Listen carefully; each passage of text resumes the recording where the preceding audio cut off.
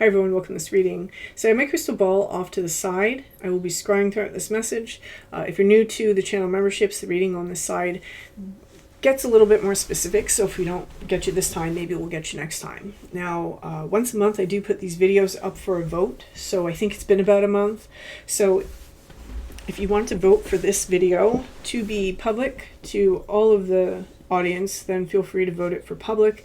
If you want it to be private and just kept to the memberships, you can vote that way as well. Leave your comment in the description or in the comments, and in about 2 or 3 hours I'll come back, because that's when the bulk of my members will have watched this, and I'll do a tally and we'll go from there. Okay, so this is Bob. This card will not leave the table, so we're starting with this card because of that, because when I was trying to shuffle this card, I couldn't even get it off the desk. And usually I'll save those cards for the end of the following reading, but for some reason I felt like I was supposed to lead with it, so that's the only card I'm using here. I'll probably pull other cards, we'll have to see what happens. I'm noticing that Bob is taking the stick, and he's almost offering it to the moon. And I feel like I'm supposed to delve into the moon energy, so depending on what tradition you follow, the moon is either feminine or masculine. Most typically we associate it with feminine energies. So this can be a space within Bob that's very intuitive, his emotional layer. It may even be a goddess outside of him that he's conceiving of. It may be his female ancestors, it might be the astral, it might be the spirit realm. There's something here that's tied to the moon. That's the point. There's something tied to the moon that Bob is trying to offer something to. And I feel that this is offering himself. It's like, especially for those of you who you're tapping into your own emotions and starting to honor them, it's like I'm trying to offer myself to myself. And Bob's got an interesting story here, and I'm going to tell you what's stepping forward for me. He's all wrapped up in these bandages, and it's striking me two ways. On one hand, it's striking me like a mummy, where it's about preservation, and on the other hand, it's striking me about healing. So possibly healing from some mode of preservation. That pinged me, so I'm going to go with it. Now, part of the bandages is this mask. Bob can't see himself. He can't see himself in the reflection. What he can see is this mask. Other people can't see Bob either. And that's very frustrating when, like, internally, what you are experiencing internally doesn't align with what other people are seeing and what other people are projecting onto you. And Bob is trying to kind of like heal from this energy, this complex right here. But he's alone in doing this. I'm noticing he's in this field. The flowers don't necessarily look alive. There's not other people. There's no other Bobs, right? He's just doing this on his own. And it seems like it's kind of hard work. This is not like a meager offering. This is a big offering. He's using both hands. He's like probably sweating under his little mask. His little stick legs have been reduced in size because he's like sweat out all his buoyancy. And he's been at this for a while. And it's such a beautiful gesture because he's offering something that is taking work. He's offering something that is costing him something. So the vibe of this card, I have to be honest, as I'm starting to read this, this is bringing me to something that occurred for me. And so I'm going to follow that. I'm going to tell you a story, and then we'll dive back into this card with this story. A very long time ago, when I was much younger, I was pretty young. I was on a plant medicine journey, and to connect with the land at a festival. It was a piece of property that they do festivals on. And I was with a gentleman who helps run part of this festival. And our experiences on that journey were like so crazily different. Like, it was apparent while it was happening. There was a full moon, and it was just the two of us in this field, and his journey brought him very deep inside, and he was laughing about his own internal jokes and, thinking through the memories of his friends. And mine was, I became one with everything. I was like aware that we were having two separate experiences. And I looked up at the moon, and the moon was full, and what the moon said was, "Do you understand now?" And that was the moment that I understood that no matter what our connection with each other is, we're the only ones having our actual experience. A lot of times they try to project that experience onto other people. They feel this way and we feel the same, and it's almost like there's a sense of identity wrapped up in that. And the message of this card, and this is why I'm telling this story, is that there's sacredness in being alone. Alone is not the same thing as lonely. And being alone in your own space, that is a sacred space. And for a person who is codependent and they have required other people from a self-preservation standpoint, and they've become used to and normalized the presence of other people and the need for other people's attention and love and energy, that can be a very scary thought, the thought of being alone.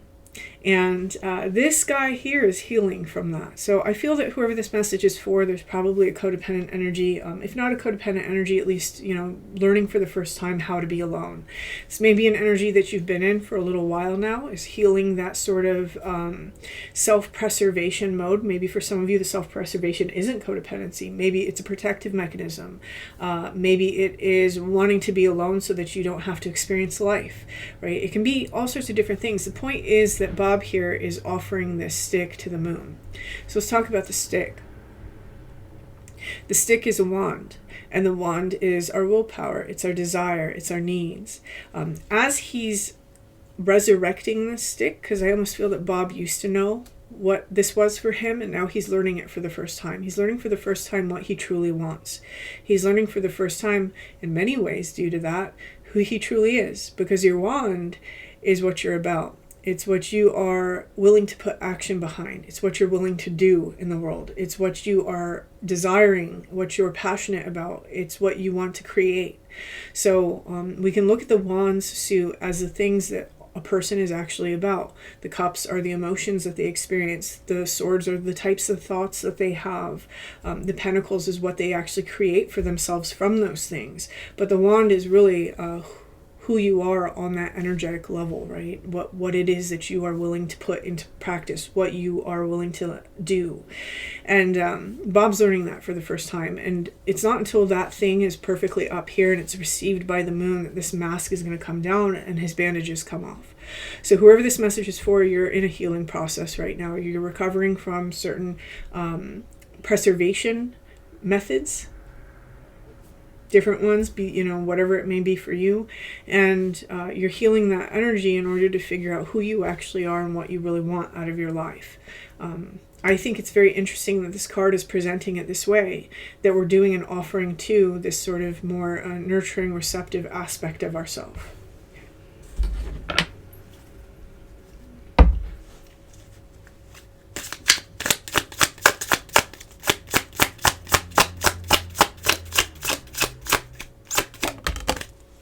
Yes. So, and this is bringing about a transformation. So, in this transformation energy with the Death card, I almost see this as like the guardian of the threshold, right? This is the being that greets us when we're in that liminal space and carries us to the other side. So, for right now, Bob has this energy that's manifesting inside of his life. And so you may feel this. You may feel like I'm on the verge of something, or there's something that's changing. When Death card appears, it shows that whoever the message is for, there's an old way that your life was, and now you're actively creating a new way. It's like the changing of the guard. And here with the poppies showing up, I feel that for some of you, you may feel like you had been in battle. So you may feel like, literal or not, it may feel like, you had had a war inside of your life, your own type of war, and that war is over. Some of you, I'm going to give a little bit of an energy advice here. If that's you and you're still finding that you have residuals of that energy and it's really hard for you to calm your nervous system or to heal from self-preservation tactics, having a little funeral for the old you, I would name it something else, something that you would associate with the energy or the ambiance of your life previously, and having a little funeral and putting that to rest, right? It's ritual is this very powerful way that we symbolically connect to the energy within our psyche, and we can affect it that way. That's why ritual is so popular. Little rituals that we do have a profound impact on us as people towards our growth and towards liberating ourselves from particular energies that are hard to untangle from.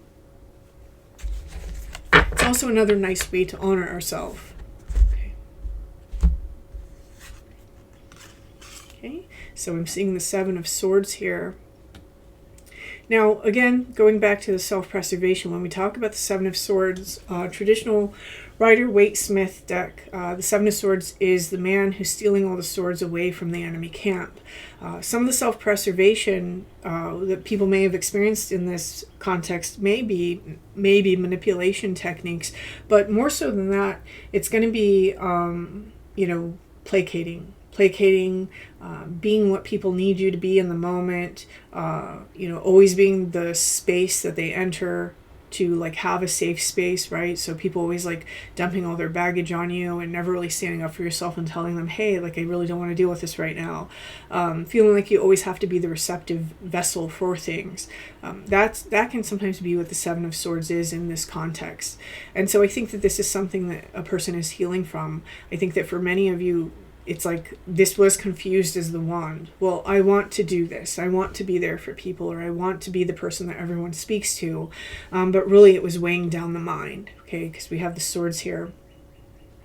And I do think that words have a large part to play in this for someone. It's like the words that people speak, because we have these swords, and they're kind of pointing down into this dark water, which for me always speaks about our unconscious. So the words of unconscious people, seeding our unconscious, or at least being pokey at it, so that, maybe we now find that we struggle with anger, or maybe we struggle with like resentment, okay? So this is what's transforming. This is what's trying to heal. As you figure out your own willpower, your own desire, how to establish that, meaning you can tell people no, you can set your own boundaries, you can tell people, hey, I really don't want to deal with this in the space at this moment, and not feeling like you have to be apologetic about that, and not feeling like that's a mean thing to say, because it's not mean. You're claiming your truth. You're claiming your experience. You're allowing your experience to be holy and sacred to you, and rather than everyone else's experience being holy and sacred to you. So this is a really good energy. I think that somebody here, it's like you're really establishing those very good boundaries for yourself that are going to help you really figure some things out inside your life. In our lives, we need this energy to come down, right? It's not until we allow the mask to fall, we understand what we really want, that then we're able to kind of fill the lack energy that's inside of our life, right? Because a lot of times when we're in this placation energy, or we allow everyone else to come and dump their baggage, or take up our time or do what they want, we follow everyone around, and that's our self-preservation technique. I notice that a lot of people who have that, they have a hard time having stability inside of their life, especially financial stability. And financial stability is required. It's 2026. You have to pay your bills. You have to have a home, preferably a home in a safe neighborhood, right? These are things that will help you grow as a person, because you're not worried about what's going to happen to you today or tomorrow, or where your food's going to come from. And so as you learn how to manage that stick, and how to really establish your space and take up that space, you'll find that those energies fill themselves, and life improves, okay? And here we have the King of Wands. Ooh, hell yeah. So this is what someone is graduating into. This is like the path right now. We have this Page of Wands, this Ace of Wands. And this Ace of Wands, as the individual, is now trying to graduate all through the Wand suit to become the King of Wands. So someone is on the path of Wands. You may be feeling like you're having like initiations through fire, or you're understanding more about the fire element, or maybe you're working with fire and you didn't even consider any of those things. You might be lighting candles more. You might be just really tuning into your own anger more, or tuning into your own creativity. So there's something about the fire element that's stepping forward that's very important in honoring the moon, okay, and honoring this more receptive, emotional, feminine sort of nature within us. And here with the King of Wands, he's the one that controls his destiny. The King of Wands is super powerful that way, because he knows exactly what he wants. He knows exactly what direction he needs to move in. He knows exactly what actions to take. And the King of Wands does not lose sight of his self-sovereignty, ever. And that's the beautiful thing about the King of Wands. The King of Wands, he's very expansive, very dynamic, very creative. It's almost like the feminine energy is leading someone into this very beautiful masculine energy. And it all comes about from healing this preservation dynamic within us, and allowing ourselves to heal from that and take down that mask.